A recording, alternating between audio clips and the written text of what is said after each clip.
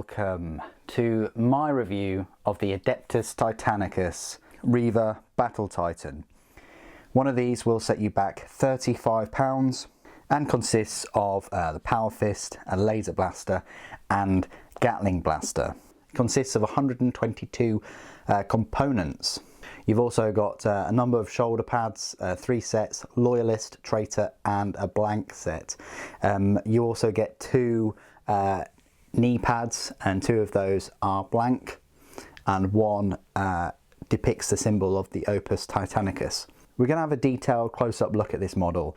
I'll go through some size comparisons with the other Adeptus Titanicus Titans and then with the Knights, and finally at the end I'll give you a size comparison between it and its 28mm counterpart, the Reaver Titan from Forge World.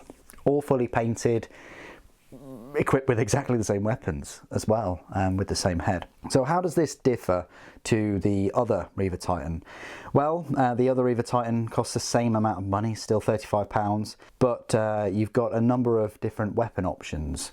You've got a Carapace Turbo Laser Destructor, a Melter Cannon and Volcano Cannon, along with a Chain Fist. So we can say that both of the Reaver Titans come with the same number of weapons, 2 long-range weapons and 1 melee weapon. If you bought both of the Reaver Titans together, that would set you back £70. But there's really no point, because you can get the Adeptus Titanicus The Horus Heresy box set for £90. So for £20 more, you also get 2 Warhound Titans and 2 Cerastus Knight Lancers, as well as some really cool looking dice, all the command terminals, the rule book, and a little bit of scenery and blast markers.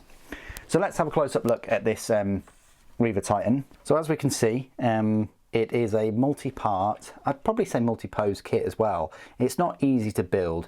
You can move the hips a little bit, you can move the toes which way you'd like. You can magnetise the weapons, and I would strongly suggest you do that. You don't need to attach the cables. I just wanted this Titanicus scale version of my own Titans, so that's why I've kept all the weapons as they are, and it's very doubtful that I'll ever play a game with them. So for me, I've gone for the rule of cool by keeping the weapons static. This is, I'd say, a little bit of a boring pose, just stood there about to fire everything. I know it's quite biased, but I'd probably say my 28mm scale version of this is way better. We're going to have a look at that in a moment, but I've gone for the same placement of the pads and the Opus Titanicus symbol and the Apocalypse, and the same placement of the weapons, the same head.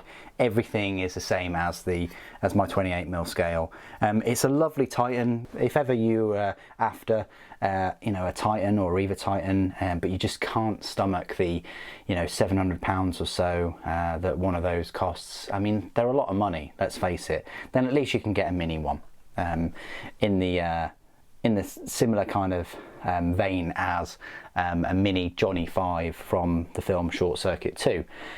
Anyway, that is the Reaver Titan. Let's have a look at these juicy size comparisons then. So firstly, let's compare it to the other Reaver Titan. Now what I did is the Power Fist from that set I put on this one, but if you were to get this one, you do get a different head, you do get the different weapon, which I really like, and I just hope that the Forge World would have made this by now in 28mm scale, because it's a lovely take on the dual turbo laser. They did make the Volcano Cannon, and it is pretty much the same. If I just, here's one I made earlier. So this is the 28mm scale of that same weapon, a normal Volcano Cannon. It is exactly the same. Obviously I haven't put the armour on, the armour panelling on it, but yeah, amazing. But yeah, the pose is better in my opinion. I've given him the fist as well. You can go for the chain fist, but I'm just not a huge fan of that. But there we go. And the good thing is, because I've magnetised the carapace, I can go for the Apocalypse for a bit more range support if I wish. But yeah, if you're planning on getting more and more of these Titans, or just swapping the weapons out between them. Probably worth magnetising them. Anyway, that's the Reaver Titan. Let's have a look at, I say the smallest Titan, the Warhound Titan. So that's what it measures up to, a Warhound Titan, and that is the same scale as the 28mm. You know, the Warhound is probably just a bit bigger than the hips, and this one's striding forward. But yeah, so that's the Warhound. The next one up, we've got the Nemesis Warbringer Titan. Fair bit bigger than the Reaver, and is closer to the Warlord Titan, which we'll have a look right now. So this is one of my Warlord Titans, and there you go. So that's how it measures up compared to a Warlord. Again, that's a very similar sort of height representation. The missile pod is almost at the top of the Warlord, but yeah, we can just show you it that way as well. Not quite as tall as the Warlord, but I've got a wobbly carapace weapon there. That's a bit embarrassing. Yeah, the joys of magnetisation, right? Maybe I need to put another.